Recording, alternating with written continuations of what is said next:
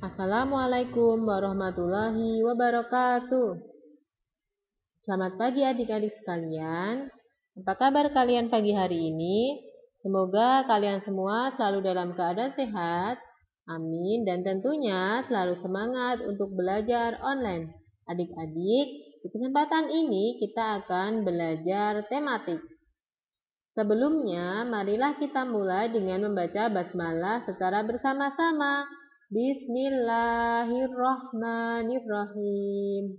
Semoga dengan bacaan basmalah tadi, Allah Subhanahu wa Ta'ala memberikan kemudahan kita dalam belajar di pagi hari ini. Amin. Tematik, tema 3, subtema 1 sampai 3. Tugasku sehari-hari di rumah oleh Ustazah Andri. Adik-adik, yang pertama kita akan belajar tentang PPKM, saling peduli dan tolong menolong. Di sini ada teks, kita baca dulu ya.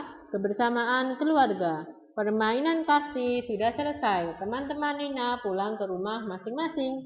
Hari sudah malam, Nina dan Faris belajar bersama. Nina berkumpul bersama keluarga. Nina dan Faris sering membantu ayah dan ibu di rumah. Nina sering dibantu Faris saat belajar. Kemudian menuliskan tugas anggota keluarga. Adik-adik, di setiap rumah terdapat anggota keluarga. Seperti pada gambar ini, anggota keluarganya yaitu ayah, ibu, kakak, dan adik. Kemudian, masing-masing anggota keluarga mempunyai tugas yang berbeda. Oke, di sini kita akan mencoba menuliskan tugas anggota keluarga. Langsung saja kita mulai mengerjakan nomor 1. Tuliskan tugas Faris terhadap Nina di rumah. Adik-adik bisa mencoba mengerjakannya berdasarkan teks sebelumnya, bisa juga mengembangkan ya jawabannya. Oke, yang pertama tugas Faris terhadap Nina adalah Faris di sini sebagai kakak. Sebagai kakak Nina. Untuk itu apa saja tugas kakak kepada adik? Contohnya menjadi contoh yang baik terhadap adiknya, menjaga adik di rumah ketika ayah dan ibu sedang pergi, membantu adik saat kesulitan mengerjakan PR, menasihati adik saat melakukan kesalahan, kemudian ikut membantu menjaga adik ketika bepergian. Yang kedua, tuliskan tugas Nina terhadap Faris di rumah. Di sini tugas adik terhadap kakak. Apa saja ya? Menghormati kakak Faris, kemudian berperilaku sopan kepada kakak Faris, bertutur kata yang sopan dan tidak membentak. Selanjutnya, membantu kakak Faris ketika membutuhkan bantuan, kemudian patuh terhadap perintah kakak. Nomor 3, tuliskan tugas Nina dan Faris terhadap orang tua di rumah. Di sini maksudnya tugas anak terhadap orang tua di rumah. Kira-kira apa saja ya tugasnya? Oke, menghormati kedua orang tua, patuh dan taat terhadap perintah orang tua, selalu bersikap sopan kepada orang tua, selalu bertutur kata yang baik dan jujur kepada orang tua, dan selalu menjaga kepercayaan orang tua. Selanjutnya, membaca teks tentang kegiatan sehari-hari. Bacalah teks bacaan berikut ini. Pak Darmadi memiliki 3 anggota keluarga. Ia memiliki istri yang bernama Bu Ati. Ia juga memiliki seorang anak laki-laki dan perempuan. Anak laki-lakinya bernama Faris, anak perempuannya bernama Nina. Setiap pagi Pak Darmadi membangunkan anggota keluarganya. Selanjutnya mereka menunaikan sembahyang bersama. Anak-anak tidak lupa membereskan tempat tidurnya sendiri. Bu Ati pergi ke dapur untuk memasak. Nina membantu ibunya memasak di dapur. Pak Darmadi membersihkan sepeda motor dan sepeda anak-anaknya. Selanjutnya ia membersihkan rumah. Faris membantu ayahnya membersihkan rumah. Setelah pekerjaan selesai, mereka melakukan persiapan untuk bersekolah. Bu Ati mempersiapkan sarapan di meja makan dibantu Nina. Pak Darmadi mempersiapkan diri berangkat bekerja. Sebelum berangkat, Faris dan Nina berpamitan kepada kedua orang. Jawablah pertanyaan-pertanyaan berikut secara singkat dan jelas. Adik-adik, mari kita mencoba menjawab pertanyaan berdasarkan teks bacaan di atas ya. Nomor 1, siapakah nama kepala keluarga pada bacaan di atas? Pak Darmadi. Nomor 2, Siapakah nama anggota keluarga pada bacaan di atas? Siapa saja? Pak Darmadi, Bu Ati, Faris, dan Nina. Nomor 3, apa yang dilakukan keluarga tersebut pertama kali setelah bangun pagi? Menunaikan sembahyang bersama. Nomor 4, siapakah yang membantu ibu memasak makanan di dapur? Jawabnya nih, nah. Nomor 5, siapakah yang membantu ayah membersihkan rumah? Jawabnya Faris. Adik-adik, kemudian kita akan belajar bahasa Indonesia ya, mengamati letak rumah. Mengamati keadaan rumah, amatilah kedua rumah berikut. Berikan pendapatmu mengenai rumah berikut. Adik-adik, di sini ada gambar dua rumah. Gambar yang pertama, rumahnya terlihat rapi dan bersih. Kemudian pendapat saya berdasarkan gambar tersebut adalah rumah ini bersih. Yang perlu dilakukan titik-titik, karena rumah ini bersih, hal yang perlu dilakukan apa? Selalu menjaga kebersihan rumah. Walaupun rumah ini sudah bersih, tetapi kebersihannya harus tetap dijaga. Kemudian gambar yang kedua, di sini ada gambar rumah, di depannya ada sampah yang berserakan. Pendapat saya berdasarkan gambar ini adalah rumah ini kok kotor. Yang perlu dilakukan adalah membersihkan rumah. Selanjutnya, kita akan membaca teks bacaan. Rumah memiliki kegunaan. Rumah tempat berlindung dan berkumpul keluarga. Penghuninya terlindung dari hujan dan panas. Mereka juga terlindung dari gangguan binatang. Keluarga berkumpul di rumah. Ayah sebagai kepala keluarga dan ibu mengatur rumah tangga. Anak-anak berkumpul dengan orang tuanya. Anak-anak mendapatkan kasih sayang. Rumah merupakan tempat yang nyaman.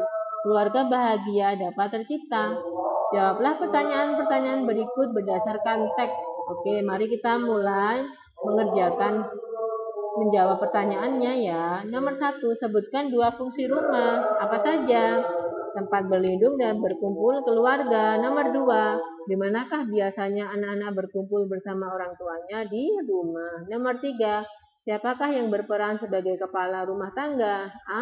Ayah. Nomor 4, apakah tugas ibu di rumah? Mengatur rumah tangga. Nomor 5, sebutkan ciri-ciri rumah yang nyaman, dihuni. Rumah yang bersih, sirkulasi udara baik, dan pencahayaan juga baik. Pencahayaan di sini maksudnya di siang hari ketika lampu sudah dimatikan, cahaya yang masuk ke rumah itu bagus, cukup, sehingga rumah terasa terang walaupun lampu sudah dimatikan. Selanjutnya, mengamati denah lokasi rumah. Perhatikan denah rumah berikut. Kamu dan teman-teman memiliki letak rumah yang berbeda-beda. Coba kamu amati denah lingkungan rumah di samping. Coba sebutkan rumah-rumah yang ada di denah itu. Apa sajakah fasilitas umum yang ada di denah itu? Adik-adik, di sini ada gambar denah. Ada rumah Putri, rumah Basri, rumah Putu, masjid, toko roti, salon, warung makan, ada jalan Mataram, jalan Sriwijaya. Adik-adik coba perhatikan sebelah kanan toko roti. Di sini ada sebuah lambang. Ada UTSB. Oke. U di sini maksudnya adalah arah utara. Di sini adalah contoh atau bentuk simbol dari arah mata angin. U menunjukkan arah utara, S menunjukkan arah selatan, T menunjukkan arah timur, dan B menunjukkan arah barat. Melengkapi kalimat. Berdasarkan denah di atas, lengkapilah pernyataan-pernyataan berikut. Mari adik-adik kita belajar melengkapi pernyataan berikut berdasarkan denah ya. Yang pertama, di samping kiri rumah Basri adalah rumah titik-titik. Mari kita lihat ke denah, rumah Basri di mana? Oh, di sini. Kemudian sebelah kirinya adalah jalan raya. Kemudian selanjutnya, rumah Budi terletak di antara rumah titik-titik dan titik-titik. Terletak di antara itu artinya terletak di antara dua benda, di antara dua rumah. Rumah siapa saja? Ibu dan Soleh.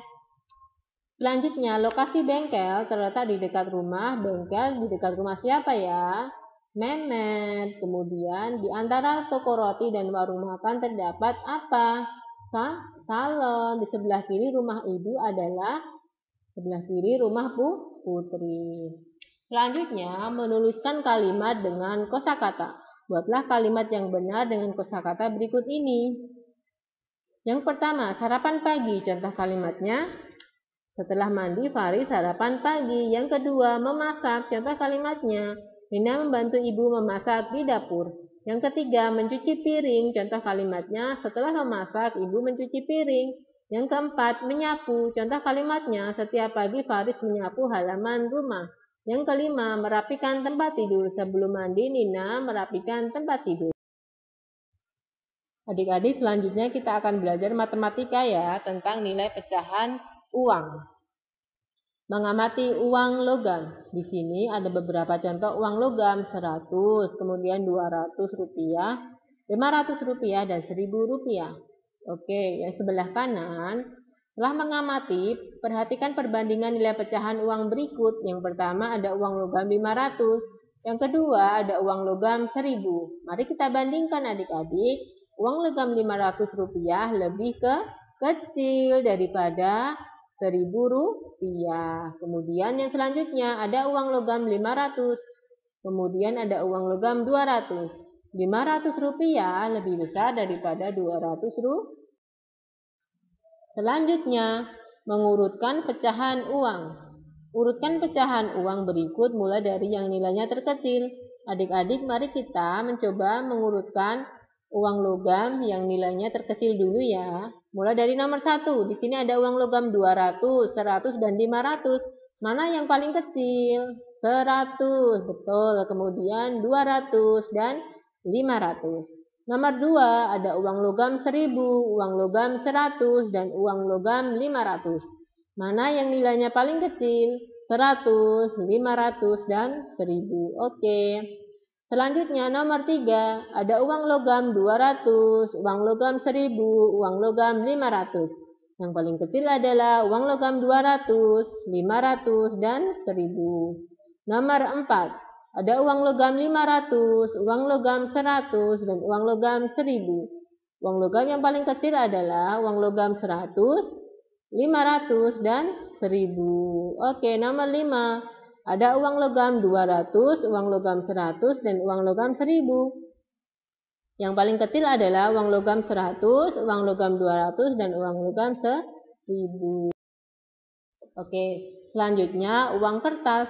Adik-adik, pada bagian kiri terdapat beberapa bentuk atau beberapa macam uang kertas. Ada 1000, 2000, 5000, 10.000, 20.000, 50.000, dan 100.000. Oke, membandingkan nilai pecahan mata uang di bawah ini. Oke, gambar yang pertama, di sini ada uang kertas 1000, kemudian uang logam 500. Oke, mari kita bandingkan ya. Uang kertas 1000 rupiah lebih besar daripada uang logam 500 rupiah. Kemudian selanjutnya ada uang kertas 5000 dan uang kertas 10.000. Mana yang lebih besar? 10.000. Maka uang 5.000 rupiah lebih kecil daripada 10.000 rupiah. Selanjutnya uang 50.000 rupiah dan 20.000 rupiah. Mari kita bandingkan, uang 50.000 rupiah lebih besar daripada 20.000 rupiah. Selanjutnya uang 50.000 rupiah dan 100.000 rupiah. Kita bandingkan, uang 50.000 rupiah lebih kecil daripada uang 100.000 rupiah.